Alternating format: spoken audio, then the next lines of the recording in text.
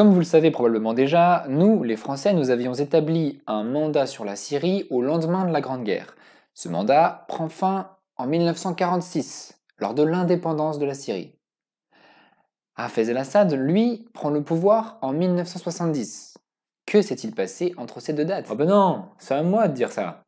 Quoi? Je suis ton élève. C'est moi qui pose des questions. Ah oui, pardon, vas-y. Mais du coup, je me demandais, que s'est-il passé entre ces deux dates? Excellente question. Honnêtement, même les Syriens auraient du mal à te répondre, tellement il y a eu coup d'État sur coup d'État. C'est comme si la Syrie avait accouché d'au moins 5 ou 6 régimes différents, testé des dizaines de combinaisons politiques différentes, avant de sortir, enfin, en numéro gagnant, en 1970. Aujourd'hui mes amis, un épisode qui couvre les 24 années qu'il fallut à la Syrie pour trouver un chef.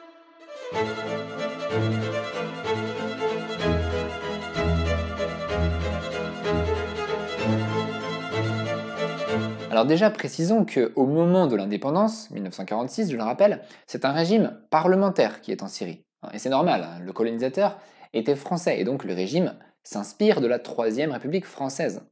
Mais ce régime est une nouveauté pour les Syriens, qui n'ont pas vraiment la culture démocratique chez eux, et donc ce régime, il va sauter à la première crise. Cette crise, évidemment, c'est la création de l'État d'Israël en 1948 et la défaite des pays arabes contre celui-ci. Cette guerre sera l'occasion d'une humiliation pour la Syrie. Et donc on associe la démocratie à la défaite. Ce qui explique qu'en 1949, un premier coup d'État a lieu. On dirait que perdre contre Israël, ça entraîne inévitablement un coup d'État. Israël perturbe les régimes politiques préexistants chez les Arabes, aussi bien les monarchies comme en Égypte, que les démocraties comme en Syrie. Ce coup d'État de 1949, il est d'ailleurs lui-même le résultat d'une convulsion. En fait, c'est un coup d'État suivi d'un contre-coup d'État, lui-même suivi d'un contre-contre-coup d'État. Ah ouais, bon ben je vois qu'il s'ennuie pas. Oui, 1949 c'est une année lassante, hein. Tous les matins on se demande si le président a changé de tête, c'est très pénible. Mais en tout cas, à la fin de l'année, c'est un militaire, Adib Chichakli, qui récupère le pouvoir en Syrie.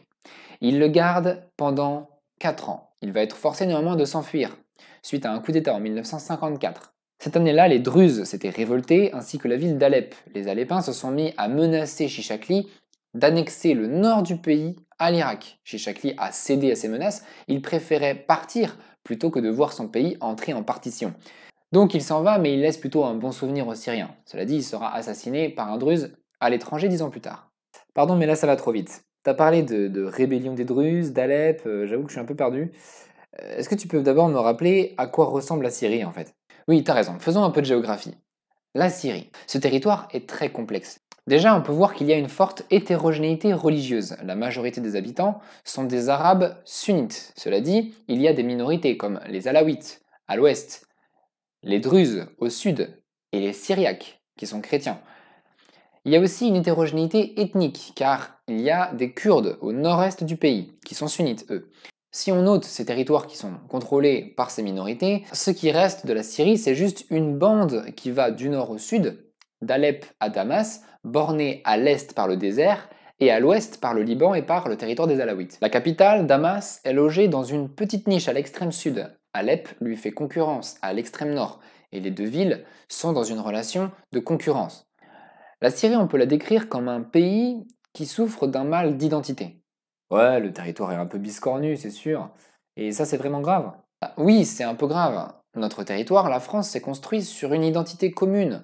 L'ascendance celtique, la religion chrétienne, la justice royale, le rayonnement de Paris, la langue française. Tout ça, ça a pris des siècles et ça a sculpté patiemment notre identité française. Mais la Syrie, ça n'a rien à voir. Elle a été créée un peu à la va-vite par des gens qui ne sont pas des Syriens. Son territoire n'est pas le fruit de l'histoire. C'est un découpage plutôt artificiel qui est le fruit de la guerre. Et ce, même si les Français ont tenté maladroitement de donner de la cohérence là où ils le pouvaient. Ce que je veux dire, c'est que les Syriens, ils ont un territoire, mais que maintenant, ils ont le devoir d'éduquer leur esprit pour qu'ils reconnaissent ce territoire comme étant le leur, et qu'ils reconnaissent celui des autres comme étant celui des autres. Je savais pas que ça pouvait être un problème.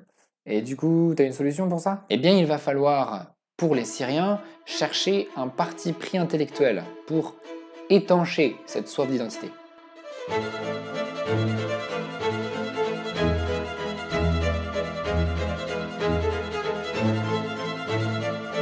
Et c'est là que va arriver le panarabisme. Oui, le nationalisme arabe, ou panarabisme, va dire la Syrie n'est en fait qu'une partie, le membre d'un corps beaucoup plus grand qui est le corps de la nation arabe. Ça, c'est la vision adoptée par divers personnages fameux, et tout particulièrement par les fondateurs du parti Baas, Michel Aflaq et Salah Bitar, qui sont d'anciens étudiants de la Sorbonne.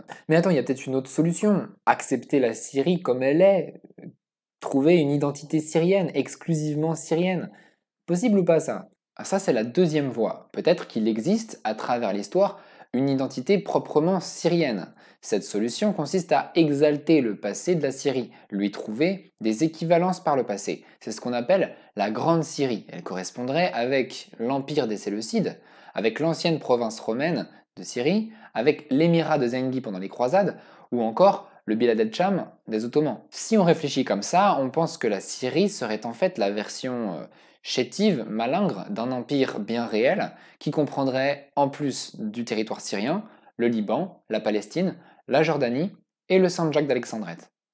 C'est ce qu'on appelle le nationalisme syrien ou le pansyrianisme. C'est la vision adoptée par Antoun Saadé, le fondateur du Parti populaire syrien, qui est généralement considéré comme un homme de charisme exceptionnel. Nationalisme arabe et nationalisme syrien. Deux solutions différentes à un même problème d'identité. Alors il y a d'autres voies intellectuelles possibles, communisme, islamisme, mais pour notre période, ce sont ces deux forces-là qui comptent. Et Chichakli, lui, il était quoi? Chichakli, lui, c'est un ancien membre du Parti populaire syrien, le parti de Antoun Saadé. Cela dit, il est avant tout un homme pragmatique, intelligent, qui cherche à éviter qu'on parle trop de ces sujets parce qu'ils sont très belligènes des deux côtés. D'ailleurs, ce que j'ai pas précisé, c'est que Antoun Saadé, cet homme qui passe pour être si charismatique, a été livré par les Syriens aux Libanais, lesquels l'ont exécuté en 1949. Chichakli préfère donc ne pas jeter d'huile sur le feu, il se contente d'interdire tous les partis politiques et légitimer son autorité personnelle par référendum. Saadé étant mort, ce sont ses adversaires, les nationalistes arabes, qui ont le vent en poupe. Alors imagine que tu es un nationaliste arabe. Comment procéderais-tu pour créer cette nation arabe? J'essaierais de fusionner avec les gros pays arabes qui sont juste à côté de moi. Donc on fusionnerait avec, en gros, la Jordanie et l'Irak. Alors ce plan, on va l'appeler le plan A, c'est le royaume du croissant fertile. Un tel projet a existé en 1949, juste avant que Chichakli prenne le pouvoir. La Syrie était à deux doigts de s'unir avec ses voisins. Mais regarde, l'Irak et la Jordanie sont des monarchies conduites par des hachémites et sous influence britannique. Si on opère une fusion des trois pays, l'état obtenu sera une monarchie conduite par un hachémite. Or, les Syriens sont de farouches républicains, donc là déjà on a un problème de régime. De plus, un tel État serait un État où l'influence de la Grande-Bretagne et de l'Iraq Petroleum Company serait sûrement prépondérante, parce qu'il existe des liens entre hachémites et britanniques. Or, les Syriens détestent les Anglais, ils voient en eux la pire des puissances coloniales. Lorsque Chichakli fait son coup d'État en 1949, il met fin au projet. Il va donc falloir trouver un autre plan. En 1956 a lieu la nationalisation du canal de Suez. Et ce fameux épisode qui va attirer les regards du monde entier sur le colonel Nasser, le président d'Égypte. Ah mais si je sais, ils vont fusionner avec l'Égypte. Ça me revient maintenant, on en avait déjà parlé. Il existe une complicité entre Syrie et Égypte. En 1956, l'année où le canal de Suez avait été nationalisé, les autorités syriennes décident de bloquer le transit du pétrole irakien qui traversait leur territoire.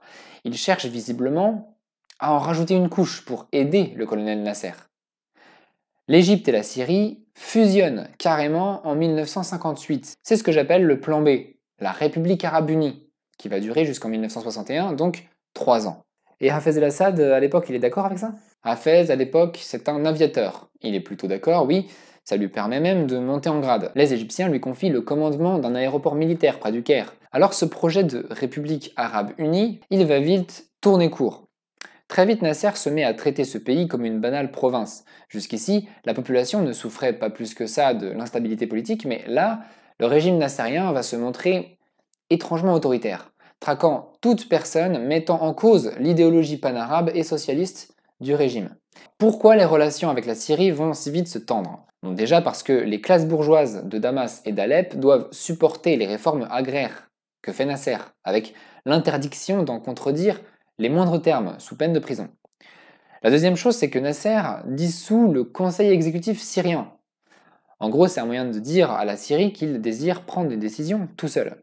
Et enfin, il écarte les membres du parti Baas, un parti qui à cette époque incarne le panarabisme le plus fervent. Donc pour simplifier, Nasser se met à dos un peu tout le monde, et donc au bout d'un moment, un nouveau coup d'État va entériner la sécession de la Syrie. Et là, les membres du Baas sont emprisonnés, à commencer par Hafez, qui est enfermé dans une geôle égyptienne. Mais rassurez-vous, il pourra revenir suite à un échange de prisonniers. Bon, alors, le royaume du croissant fertile, ça marche pas. La République arabe unie, ça marche pas. Bon, je pense qu'on a tout essayé là. Je sais pas, il reste un suicide collectif. Bon, en fait, les Syriens ne manquent pas d'invention et il existe un plan C. Imagine si un parti panarabe puissant qui prendrait le pouvoir brutalement dans plusieurs pays simultanément opérerait ensuite une fusion par concertation. Voilà en gros en quoi consiste le plan C. Donc pour ça, il faudrait trouver un parti qui soit expert dans les coups de force, qui ait une branche armée, qui soit bien organisé dans plusieurs pays et qui ait une certaine habitude de la conspiration, du complot, qui fasse régner chez ses membres une certaine loi du silence. Le parti Baas. Le Baas. Effectivement, en 1963, le Baas prend le pouvoir en Syrie et en Irak. C'est là qu'il décrète l'état d'urgence, autrement dit, la traque et la censure de tous les adversaires du parti, qu'ils soient nassériens, communistes ou islamistes. D'accord, et là du coup le plan c'est la fusion de la Syrie et de l'Irak. Alors ça c'était le projet, oui effectivement, fusionner la Syrie et l'Irak. Mais non, malheureusement, une fois que ça a été fait, le Baas irakien et le Baas syrien n'ont pas réussi à s'entendre. Et 9 mois plus tard, le Baas est éliminé en Irak par le maréchal Aref. Et d'ailleurs, je vous invite à aller voir la vidéo que j'ai faite sur l'Irak avant Saddam, si ça vous intéresse. Donc, disons que le Baas syrien va se retrouver tout seul avec sa solitude. Maintenant, si tu veux bien, on va essayer de disséquer un peu le fonctionnement interne du Baas. Tu vas voir, c'est très simple. Au sommet, il y a un commandement national. Souviens-toi, on est chez les nationalistes arabes, donc national, ça veut dire, dans la langue du Baas, nation arabe. Un tel commandement exerce son autorité donc sur toutes les cellules du parti Baas dans tous les pays. Juste dessous, il y a ce qu'on appelle la direction régionale. Une région ici, c'est donc une région de la nation arabe. Autrement dit, on parle en fait des pays existants, ici la Syrie. Maintenant, au vu de ce schéma, à ton avis, qui dirige effectivement la Syrie? Le commandement national ou la direction régionale? Je dirais qu'eux-mêmes ils savent pas et qu'ils vont se taper dessus pour savoir qui c'est qui commande. Non, pas du tout. Ils sont du même parti, ils s'entendent très bien, dans une parfaite harmonie. Ah, tu vois quand ils veulent. Non mais je plaisantais, hein, ils vont se taper dessus évidemment, dès qu'on voit le schéma, ça se voit tout de suite. Ils ont tous les deux un semblant d'autorité sur le pays. La direction régionale du parti, c'est la branche la plus jeune, la plus à gauche, la plus radicalement socialiste. Le commandement national, lui, c'est le groupe des anciens, des fondateurs du parti, c'est-à-dire Michel Aflaq, Salah Bitar et leurs sbires. Très vite, il y a confusion dans l'autorité décisionnaire. La direction régionale ordonne des mesures socialistes, en particulier des nationalisations, et ce sans en référer au commandement. En 1966, un nouveau coup d'État a lieu. Cette fois, la direction élimine le commandement national. Tu vas me dire, encore un coup d'État, ça va être difficile à retenir. Ce coup d'État-là, en fait, est beaucoup plus violent que les précédents. Peut-être parce qu'il est, il est un peu fratricide. Les luttes à l'intérieur du Baas sont souvent beaucoup plus violentes que les luttes à l'extérieur. Il procède à l'exclusion des vieux membres, voilà, y compris les fondateurs. Michel Aflaq, par exemple, va se réfugier dans l'autre Baas, le Baas irakien. Oui, parce que le Baas irakien, lui, est resté fidèle à la ligne orthodoxe. Ouais, il va pleurer sur l'épaule de Saddam Hussein. Quant à Salah Bitar, lui, il va s'enfuir à Beyrouth puis en France, où il sera assassiné bien plus tard. Alors tout ça, c'est important pour comprendre l'éloignement qui existe entre Saddam Hussein et Hafez el-Assad, entre le Baas irakien et le Baas syrien. Mais à l'époque dont on parle, 1966, le chef du néo-Baas, c'est encore un homme qui s'appelle Salah Jedid. Hafez el-Assad, lui, est seulement ministre de la Défense. Mais il est plus très loin du sommet, là, notre ami Hafez. De 66 à 70, une nouvelle scission va fragmenter notre néo-Baas. Et oui, parce qu'il y a deux branches dans la branche. Il y a la branche civile, celle de Salah Jedid, et la branche militaire, celle de El-Assad. Remarquons que les deux hommes sont issus de la communauté alawite. Le régime de Jedid connaît pas mal de difficultés. Déjà, il perd contre Israël pendant la guerre des 6 jours. Il va être contesté par ses anciens partisans, notamment Andruz Hatoum, qui est fameux parce qu'il va aller jusqu'à le mettre en joue. Et plus le temps passe, plus Hafez lui reproche ses nationalisations systématiques, son incapacité à s'entendre avec les autres pays arabes, son socialisme effréné, son sectarisme politique. En 1970, Salah Jedid essaye d'intervenir militairement contre la Jordanie, mais Hafez refuse d'envoyer son aviation contre un autre pays arabe. La rupture est donc consommée, mais Hafez contrôle l'armée, donc il est plus fort. En septembre 70, je te le donne en mille, un nouveau coup d'État a lieu, Jedid est jeté en prison, Hafez el-Assad peut commencer son règne.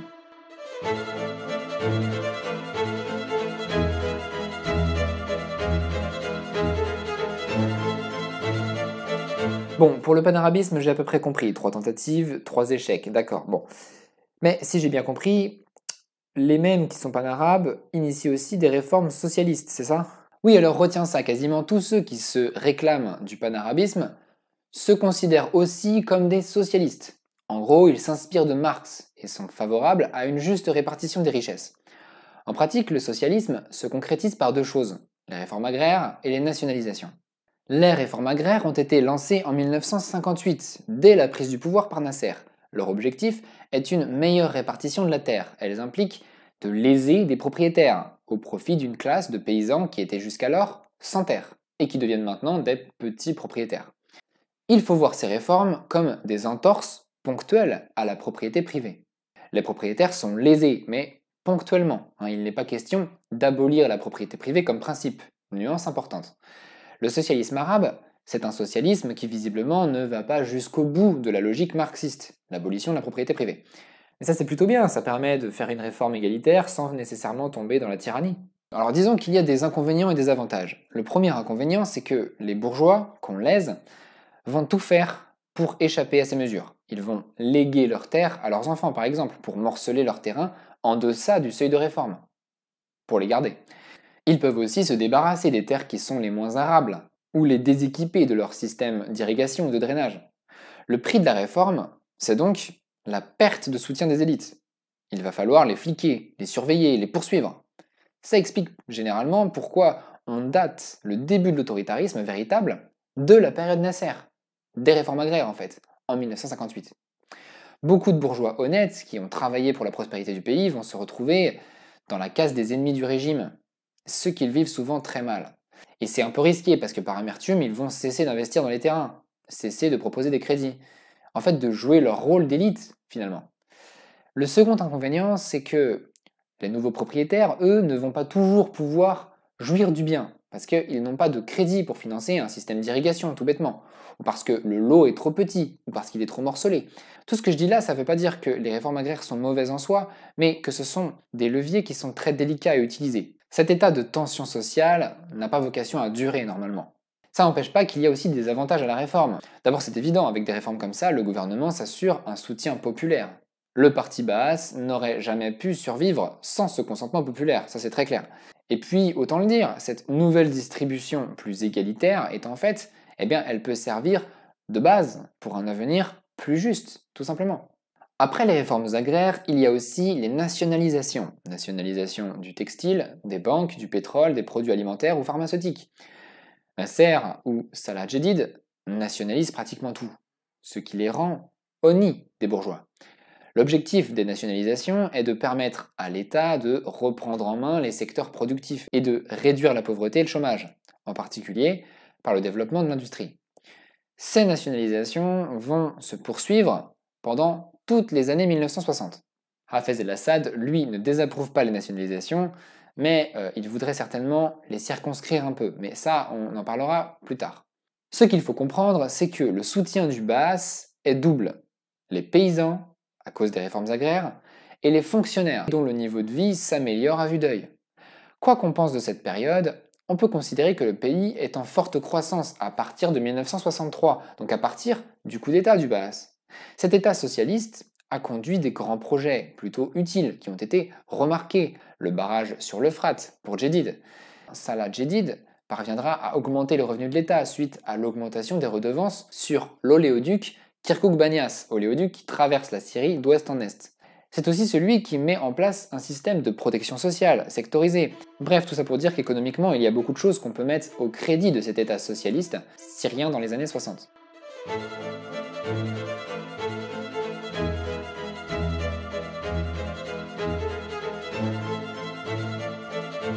Hafez el-Assad arrive au terme de 24 années particulièrement complexes. Au début, la violence est assez circonscrite aux personnalités en jeu. C'est surtout à partir de Nasser, à vrai dire, que le pays subit un véritable autoritarisme, introduisant au sein de la vie citadine la torture, la violence policière, la délation, particulièrement pour ceux qui renâclent aux réformes socialistes.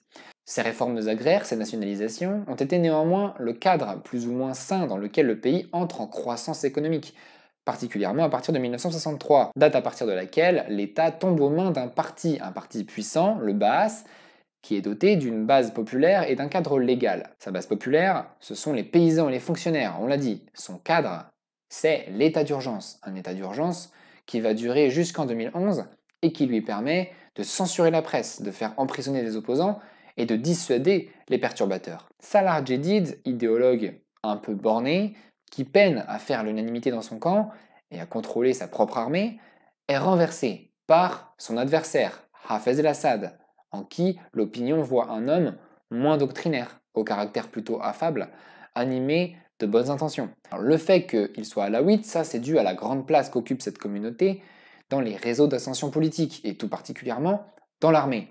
Hafez el-Assad est avant tout un militaire, qui semble dire « Je suis l'homme pragmatique, l'homme de terrain, qui pourra réconcilier les différentes classes sociales syriennes. Je suis l'homme qui saura définir la place de la Syrie dans le concert de la nation arabe. » Dit-il la vérité? Qui est vraiment Hafez el-Assad? C'est ce qu'on verra dans le prochain épisode.